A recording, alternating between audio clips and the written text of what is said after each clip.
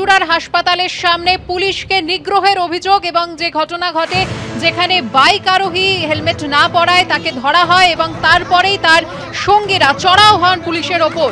বাইকের ওপরে পুলিশকে পাল্টা রাস্তার ওপরে পুলিশকে মারধর করা হয়, পাল্টা পুলিশের বিরুদ্ধে দুর্ব্যবহারের অভিযোগ। এই ঘটনায় এক মহিলা সহ 5 জনকে গ্রেফতার করা হয়েছে। সামান্য ঘটনাকে কেন্দ্র করে পুলিশকে মারধর, প্রশ্নের মুখে আইন শৃঙ্খলা। ময়ূক ঠাকুর চক্রবর্তী আমাদের প্রতিনিধি রয়েছেন টেলিফোন লাইনে। ময়ূক, পুলিশ সূত্রে কি জানতে পারছো? দেখো, যেটা জানা যাচ্ছে যে এটা চুঁচুড়া হাসপাতালের সামনের ঘটনা।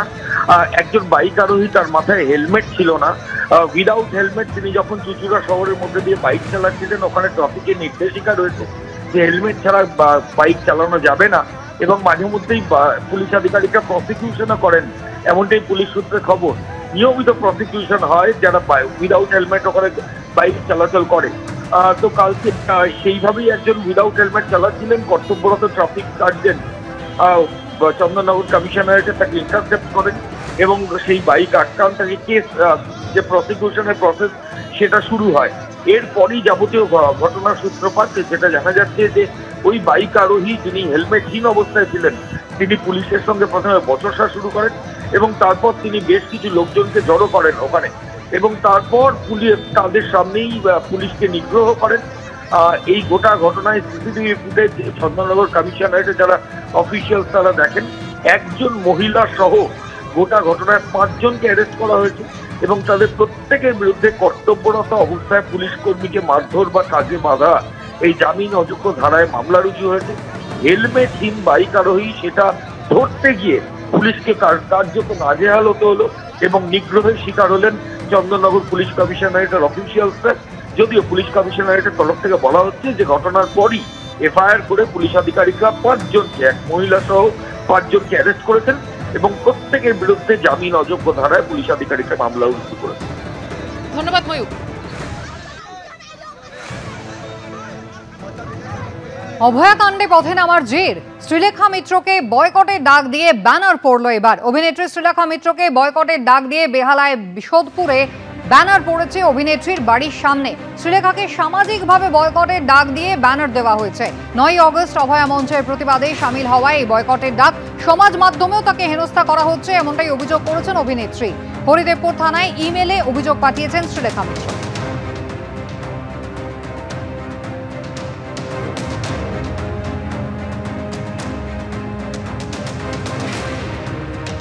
এটা এক ধরনের ভয় দেখানোর কৌশল এবং আমি এগুলোতে ভয় পাই না, খুব একটা না, আমি পাই না। যেটা ফ্রেজটা ইউজ করেছে সেটা নিয়ে আমি জানতে চাইছি যে কিভাবে সামাজিকভাবে আমাকে বয়কট করবে।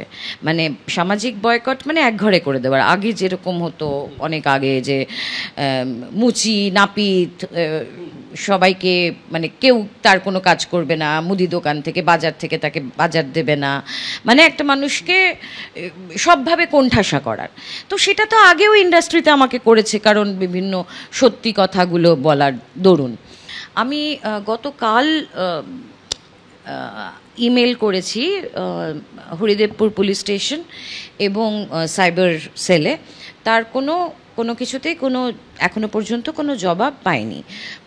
9 আগস্টে অভয়া মঞ্চের ডাকে যে সভাটায় গেছিলাম, আমি আবেগতাড়িত হয়ে ঠিক যেই শব্দ তামান্নার মা ব্যবহার করেছিলেন আমিও সেই শব্দই ব্যবহার করেছিলাম, একটা মায়ের জায়গা থেকে, একটা মায়ের যন্ত্রণার জায়গা থেকে।